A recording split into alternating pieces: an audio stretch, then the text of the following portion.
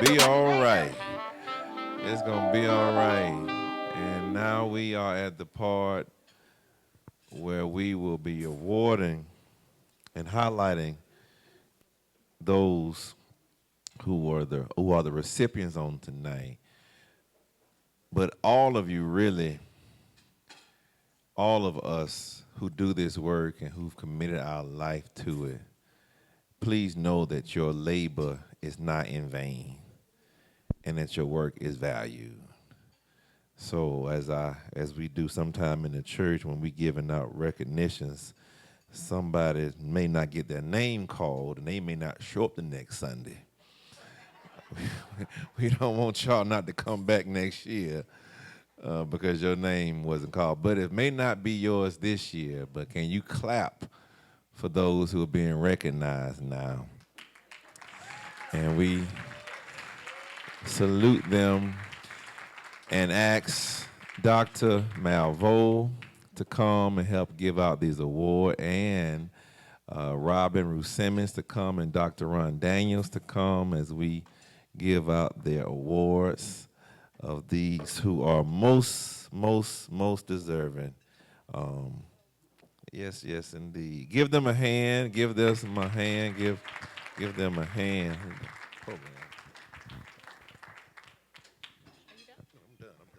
Before we jump into the award ceremony, I'm so excited about, I want to ask, you heard a couple of mentions in my remarks of Judge Lionel Jean Baptiste. I talked about my personal elders council, and I mentioned some words of encouragement for you to take with you. One of them being reminding us to always acknowledge and celebrate even the smallest milestone, and also that our work is cumulative. We are here because of the work before us, and the work will continue because of us. He is here. He made time for us. If you could join us on the stage real quick, Judge Lionel Jean Baptiste.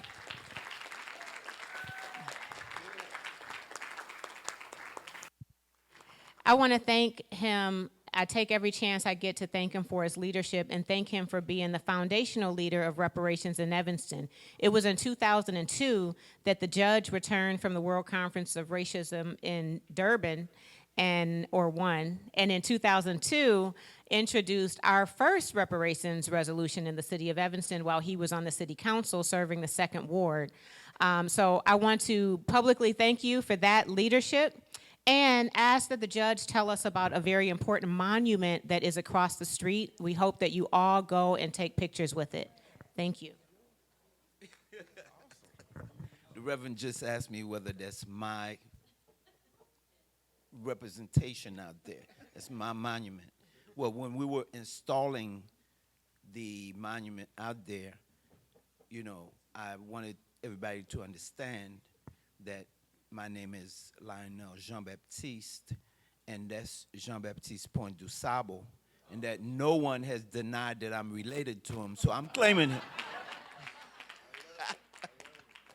So, no, that's not me, but that's me. It's a continuum. It's a continuum of our work. Jean Baptiste Point du Sable was a pioneering brother, an explorer. He was born in St. Mark, Haiti, in the 1700s. He came through from the Caribbean, through the Mississippi River, and came through the Midwest and ended up in what is now Chicago. And unlike some of the other explorers or new folks who came into the area, he integrated himself into the community that he found. He married a Native American sister, Kitty Wawa, and created a family and created a community and began to build commerce and build the entire activities of the area. He traded in fur. He engaged in all kinds of sharing as opposed to trying to destroy and killing those around him. For a number of years, activists in the Chicago area have been trying to fight to make sure that the city give deference to Jean-Baptiste Point du Sable. But as they claimed Cleopatra and they claimed Egypt, it was tough because some folks claimed that he was Canadian, that he was from France, and everything. So it was an engagement, it was an intensive fight to make sure that Jean-Baptiste Point du Sable is recognized as a Haitian and that he really so we continue to wage that fight. There's an organization, Du Sable Heritage Association. There are many others. And you know that we have a museum here, there's schools. So the fight continues, and we try to get the city of Chicago to honor him, to set a holiday to honor the birthday of Jean-Baptiste Point du Sable. It's a work in progress. There's a park that we're negotiating to be named after him. Finally, that replica you see out there was from a bust that a Haitian brother had, who was an entrepreneur like Jean-Baptiste Point du Sable, had pulled out $100,000 from his pocket and commissioned that this bust be created and donated to the city of Chicago. So it's a work in progress. And as the Reverend said, it's a movement, it's a continuum. And the thing about it is that if we understand where we came from, if we understand what we've been through already, then we understand what we've got to do. And we also can be convinced in the power of our fight and our capacity to not only survive, but to shape the world. Because this world needs to be reshaped. We know that. We know that. And that's what we're doing right now. That's right. Your work is about reshaping it, and we're convinced that we're going to win this. That's right. So that's the story. All right, thank you. Thank you, sir. We're going to get into these awards. And so in 2019, I was honored to receive an award from the Chicago chapter of NCOBRA under Cam's leadership. And it made me feel so seen in this work. I wanted to reshare this award with everyone in the movement. So several awards at a time over the next however long, we will honor folks that are doing great work. And it used to be a surprise, but I forgot our staff is so incredible. There are these cards out there. But I'll tell you that there was no notice for those recipients that are going to receive awards today. So if we want to pull out an award, and we'll work through it. Our first award is the stakeholder, grassroots leader that we want to recognize. This is, in this case, a woman that has been extraordinary in representing her community, absolutely enthusiastic, innovative, incredible. She has perfect attendance at all of our regional strategy sessions, which I hope you all begin attending. And she never misses an opportunity to serve the movement. Ms. Robin Proudie, if you could please join us and accept this award.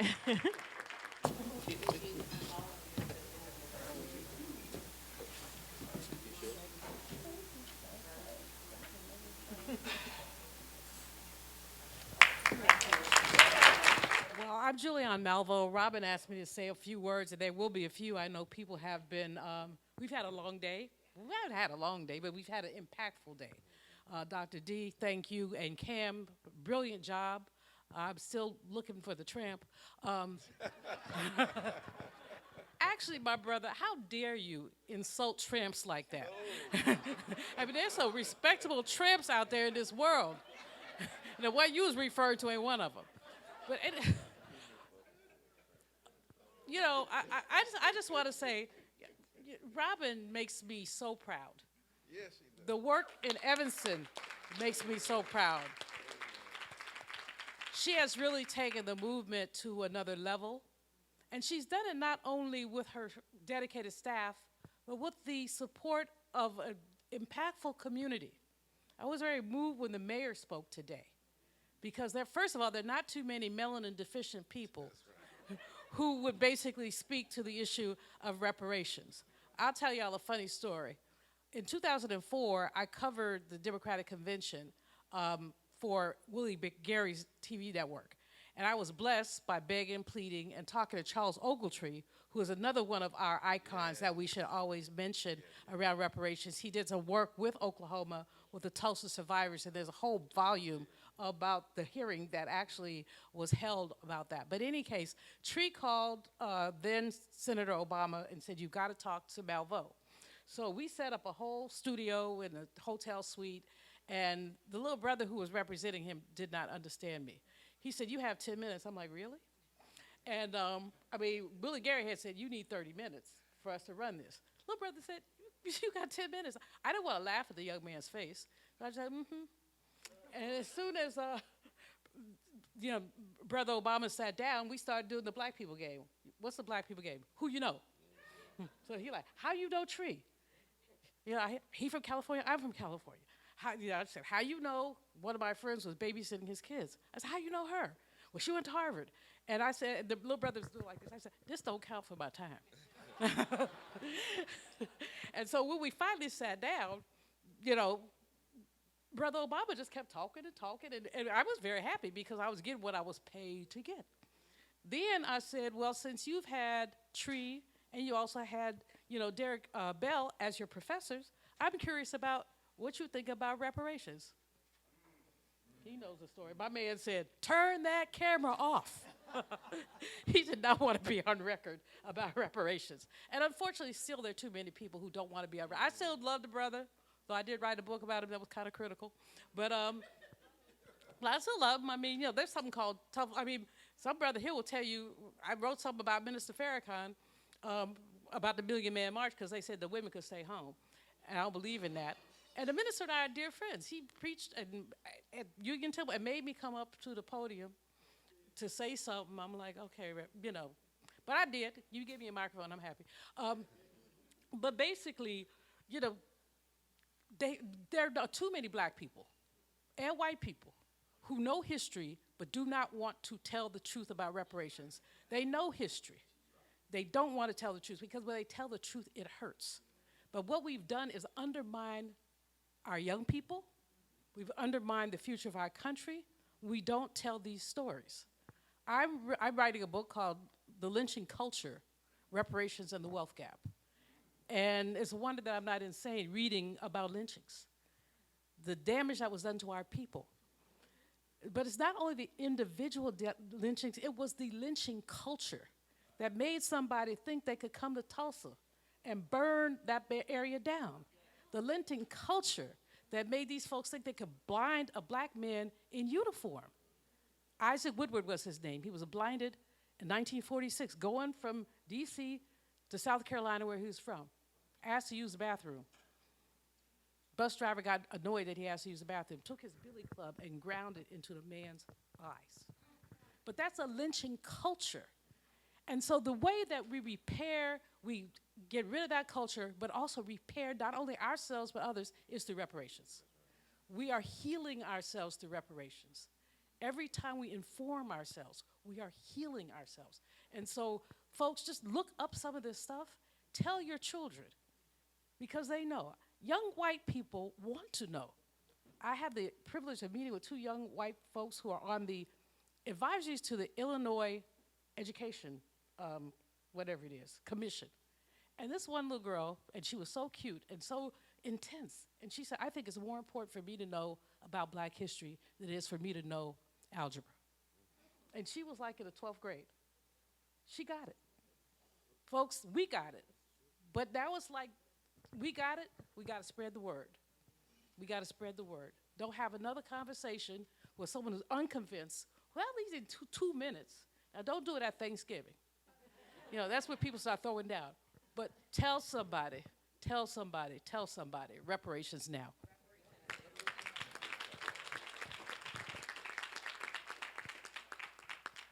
Okay, the next person that we're honoring, lifting up, and I'm so happy about this because this is my sister from San Francisco, Dr. Sheryl Davis. Are you here, Sheryl?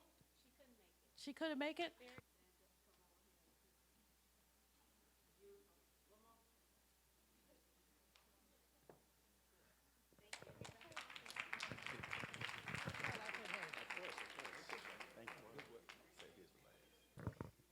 Years ago, soon after Evanston's historic passing, I began hearing from leaders from across the nation. And one of those first leaders that I heard from was Michele Miller, who's now Councilwoman Michele Miller.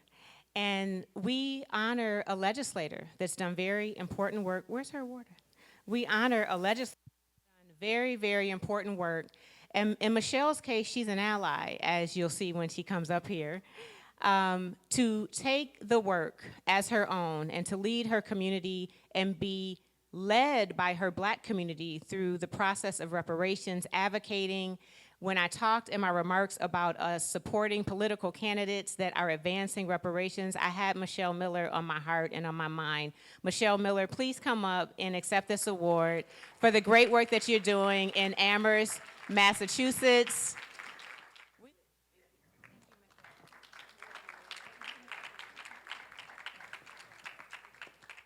This award is for Attorney Nick Cummings.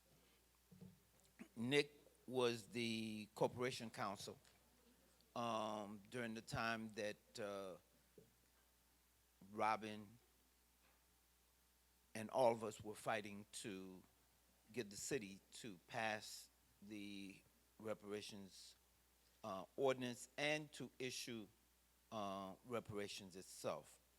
In the midst of that process, when we were on the verge of the award so that we would meet this burden of first repair, the Federalist Society, you guys know the Federalist Society? The same ones that have been fighting for 40 years and had now attacked affirmative action and has done a bunch of stuff and is tearing up the Supreme Court. Anyway, so they sent a threatening letter to say, if you advance this reparations award, then we will bring a lawsuit against you. So on the basis that it was not, it was unconstitutional to do so. So Nick, who was a stickler all along to make sure that we were following the law and that we were making sure that that reparation was responsive to the harm. It's about repairing the harm that was done. And Nick understood that, well, we were sort of, the stars had aligned because we had Dino Robinson, who I don't know whether he was here earlier, but Dino was, you know, a fabulous researcher who was able to establish the harm that was done to our people. So the award of reparation is totally legitimate, and the Federalist Society's lawyer had to back up because Nick was able to advance the process and make sure that, and you know, members of our city council, the intent was to intimidate them too. So we were able to win that battle, and Nick Cummings is an attorney who continues to pay the price, by the way, for standing up and for daring to struggle and daring to win. So this is great. This is to honor Nick Cummings, attorney at law. So, yes. Yeah, let the judge hold it. Okay. And Dino Robinson was here earlier. Okay, excellent, excellent.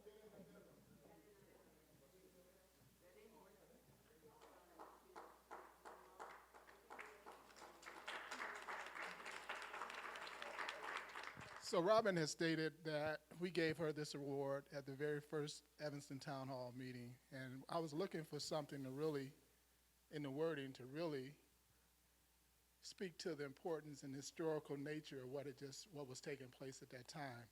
And so the award reads, for your continued role in advancing the reckoning of past crimes committed against people of African descent in America.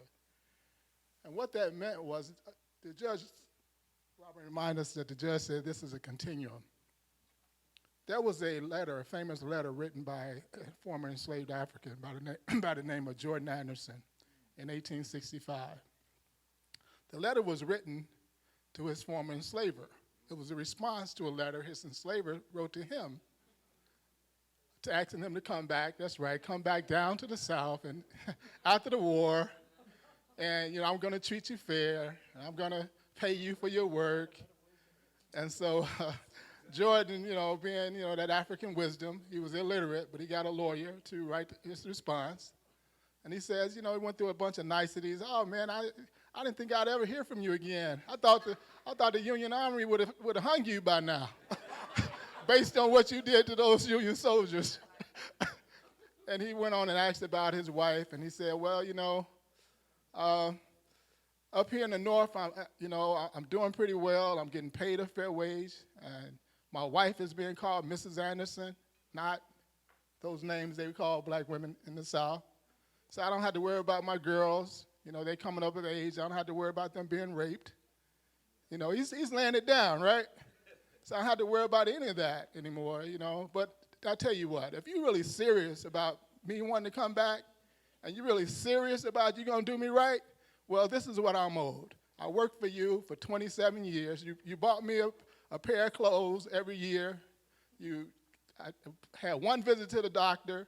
My wife worked for 17, 18 years, and she pulled her tooth.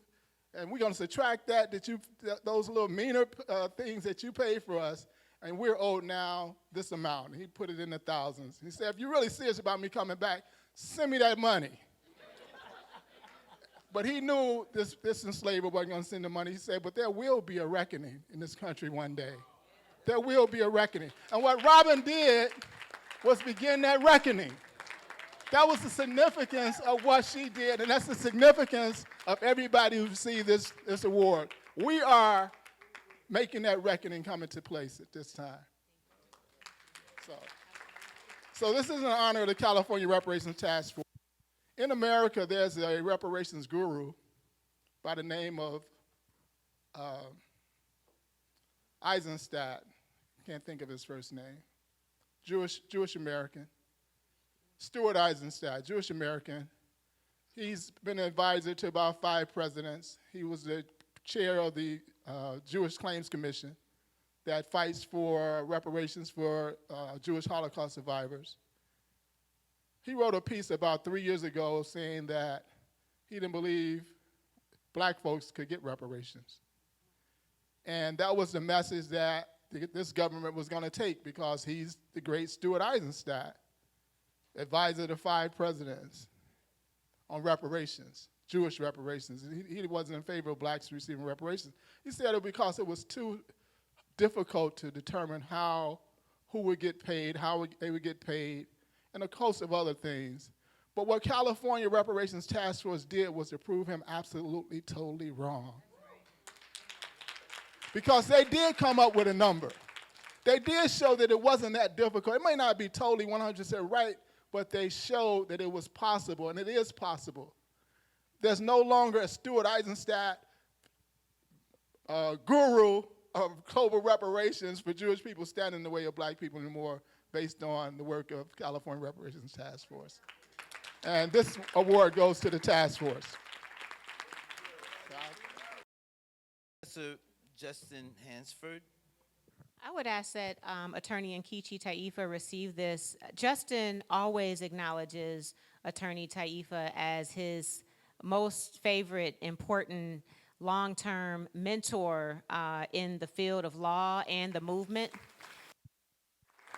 There is never an occasion that he acknowledge Attorney Nkechi Taifa. And so if you want to add anything, we know that Professor Hanford will actually be here tomorrow. Okay. Professor Hanford will be here tomorrow. He will actually have a session on Saturday as well. But if you can add anything about his important work, he's on sabbatical, his UN work, all of that, thank you. Okay, yeah, thank you so very much. Professor Justine Hanford, first of all, his position is, he is the U.S. representative to the United Nations Permanent Forum on People of African Descent. And I actually nominated him to, before whoever the luminaries were who made that decision. So again, he hails from my alma mater, Howard University. as well as where I used to teach at Howard University School of Law. But again, when we talk about the next generation, he is a true example of that next generation where we pass the baton to. And he's just doing total and complete, incredible things. So on behalf of Justin Hansford, I'll accept this to give it to him for tomorrow. That's it.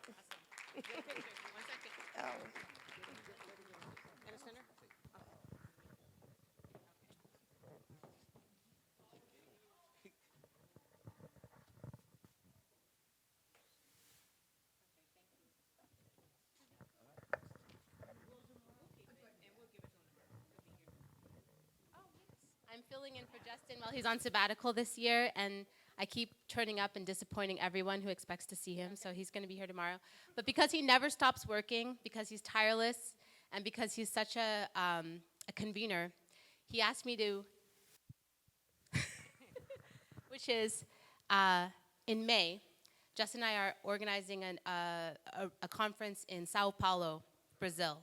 And what we really want to do is center people like all of you who are doing the work, who are making these important dreams tangible and real. And we hope to see you in May, first week of May, in Sao Paulo. So I'm just doing what Justin would have done if he were up here. So thank you so much. Will you hold on to it for just? Thank you so much, and thank you for your leadership. Oh, yeah, picture.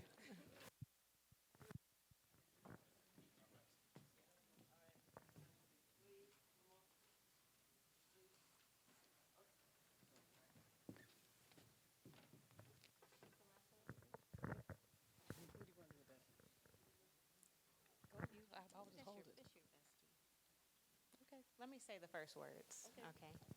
So we have one final award, and Cam, come up here. And so Cam is going to help us present the award. This award is long, long, long overdue. We originally wanted to present it at the State of the Black World Conference in Baltimore that was in or so. Was that March? April? In April.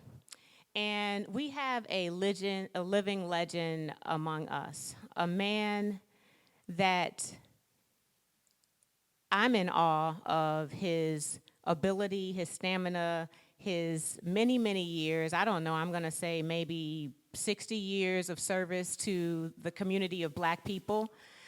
A former presidential candidate, the convener of NAARC. I will say I am learning more and more about Dr. Ron Daniels every day that I have the privilege to engage with him. And so this next award, I'm hoping that everyone here on stage can have some remarks. Dr. Daniels, it's a long story that he mentioned, but it was Dr. Daniels that took the time to meet with me in a back room at the Congressional Black Caucus in 2019 and hear my plea for help and support that our city be educated and supported through our reparations process. And he took time, he saw me fully, he supported the work and the vision of Evanston, and I really give credit to Dr. Daniels for legitimizing what we've done in Evanston and giving us the network and relationships for us to implement, enforce, and now disperse reparations. Dr. Daniels, I love you. I thank you so much for your leadership and your support and all the ways you contribute to the movement. Thank you.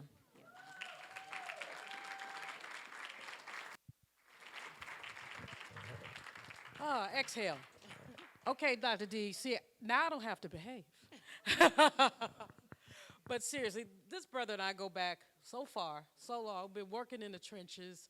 I appreciate him so much. He is definitely a role model. Sometimes, when I was out in California, brother called me, it's 9 o'clock, and he said, well, I'm getting ready to turn down. I'm like, dude, it's damn near midnight. Why are you up so late? He said, because I just got one more thing to do. And that's me, when it's time for me to go to bed, I go to bed. And you know, if I don't feel like I'm going to go to sleep, there's this thing called a weed gummy, and it'll hook a sister up. But Dr. D don't do that. He just stays up and does it. The court didn't hear that. The court is not in session. But no, he works hard. He works tirelessly. And he put, the thing that I love about him, I said at his birthday party a few years ago, he knows how to put people together. It's like a conductor with an orchestra. And he knows who to pull in for what and how to get people to work together. And when he ain't working together, he knows how to incent them to work better together. And how old is he? He 80, you know, he 80. No, don't be cheating me, I'm 81. That's right. Okay. Yeah, that remark was made at your 80th birthday party, that's right. But no, the hardest worker, and the most important thing to me for anybody is that they love black people. And he loves black people. He loves us. He loves our organizations. He loves our advancement. And he's been a very big part of it. He knew he wasn't going to run. I mean, he knew he was going to win to be the president. But he was committed to continuing the work that Reverend Jesse Lewis Jackson had done in running in 84 and 88. And making sure that there was still someone progressive and black on a national ballot, and that he was able to go from city to city, state to state, raising awareness. Again, he knew, just like Cornell knows, but that's another story, that he wasn't going to win, but he was dedicated to us. And I've seen him with small groups, large groups, preaching, teaching, loving, learning, and helping us learn. You know I appreciate you, brother. Yes. You know I appreciate you. We have fun. We do have fun. Even when we're fussing, we have fun. Awesome. Dr. Turner? To add on to what everyone has already stated, I am always in amazement at the energy and innovation of Dr. Ron Daniels. He was made aware about my walk, and instead of trying to, as some have, including my parents, to talk me out of it, he encouraged me to do it and do it even more and make it on a grander scale. And so I'm just grateful to him for wrapping his arms, and not just around me to hug me, but wrapping his arms around me to push me. And that's the difference. Sometimes we want to hug, and that's great. We want to embrace the younger generation. That's great, but we still need to be motivated and pushed as well. And so I appreciate you for that, always pushing me to be a better leader, a better organizer, and just making sure that the work that dedicated his life to is placed in the right hands. So I'm grateful to you, Dr. Daniels, and again, congratulations. So my division of labor in this talk is that Dr. Ron Daniels understood that as an African, he belonged to all of us, including Haiti. And he understood that Haiti has been on the cutting edge of that change in the world that we talk about. But he didn't just talk the talk. He engaged in organizing trips to Haiti. He mobilized a number of African Americans to make sure that they understood what that work would be. And up to today, he continues to organize. So sometimes we may not see eye to eye in terms of the specifics of the tactics, but the strategy is one that he embraces. And the other thing, last thing I'll say, is that Dr. Ron Daniels understands the notion of being small to be big. He's never too big for anything. And he will stand in the ranks of anyone, shoulder to shoulder, to try to advance the work. Good work, brother. So they made me last again. And I have nothing to say. But Dr. Daniels has been, I've had several mentors in the movement, from Baba Hannibal Afrique to Lewis, Queen Mother Dorothy Ben Lewis, Dr. Conrad Worrell was a major mentor of mine, and he spoke highly and sometimes critically of Dr. Daniels. He always said that Dr. Daniels had the best Rolodex in the movement. He could put his hands on anybody. But Dr. Daniels has been really the mentor who has allowed me to grow into my space, national and international leader. And that's something everybody here shared. Dr. Daniels will look to a leader who can provide something to the movement that they may not be able to provide by themselves. And he'll give them a platform to make sure that that message that is for the movement is heard. And he does that continuously.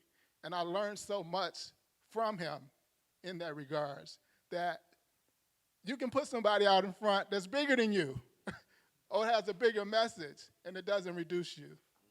So that's really a major thank you, Dr. Daniels, for being my mentor, my leader, so many different spaces and so many different ways. Thank you.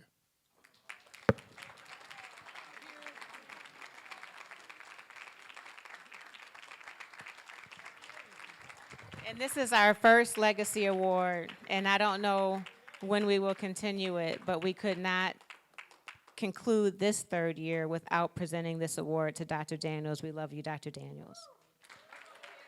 All I can do is say thank you. And you know, if I had known about this, I would have told you you ain't gonna do this. Yes. But thank you so much. I really, really appreciate it.